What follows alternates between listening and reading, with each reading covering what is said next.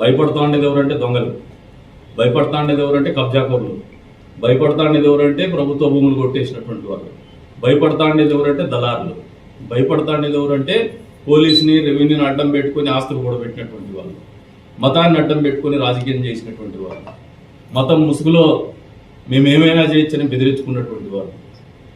ఈరోజు మళ్ళీ అటువంటి ప్రయత్నాలు చేస్తే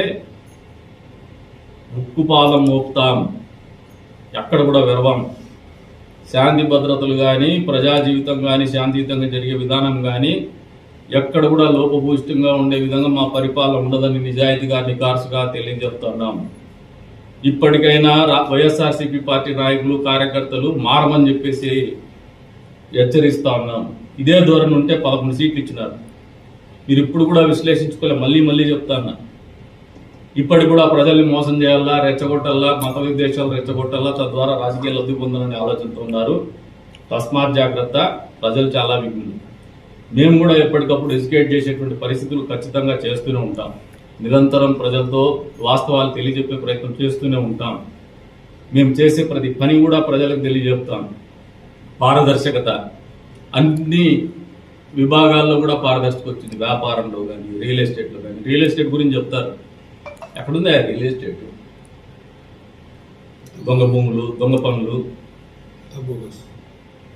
ఒక్కటంటే ఒక్కటి చూపించండి. గడిచిన 5 సంవత్సరాల్లో మీరు ఎప్పుడైనా ఒక అప్రూవ్డ్ లేఅవుట్ ఏదైనా చేసినారా?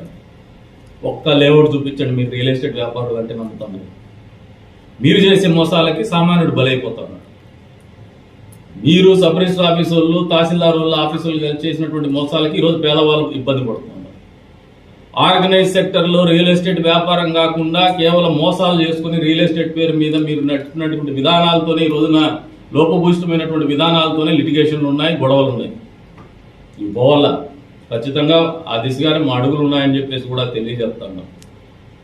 ప్రపంచవ్యాప్తంగా రిజిస్టర్ ఉంది, కామన్ సెన్స్ కూడా లేదు. మినిమం నాలెడ్జ్ లేనటువంటి వ్యక్తులు రాజకీయాల్లోకి వచ్చేసినారు. కదిరిలో కాదు, అన్ని చోట్ల వ్యాపారము కింది స్థాయిలోనే ఉంది, పై స్థాయిలో ఎక్కడ లేదు. అది బెంగళూరు కావచ్చు, ముంబై కావచ్చు, లేదంటే న్యూయార్క్లో కూడా కావచ్చు. This is the recession. Every 6 years ఒకసారి మార్కెట్ కరెక్షన్ జరుగుతుంది ఎకానమీలో. ఆ కామన్ అంత నాలెడ్జ్ ఉంటే బాగానే ఉంది, ఊరు బాగుపడింది.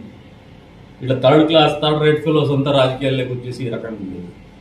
కాబట్టి మేము రెబల్గా కనపడతాం. మీకు రెబల్గా కనపడినా పేదవాళ్ళకు దేవుళ్ళుగానే ఉన్నాం, సమాజానికి మంచోడుగానే బతుకుతాను, గుర్తుపెట్టుకోమని చెప్పేసి తెలియజెప్తూ మళ్ళీ చెప్తున్నా, ప్రజల్ని అప్రమత్తంగా ఉండండి.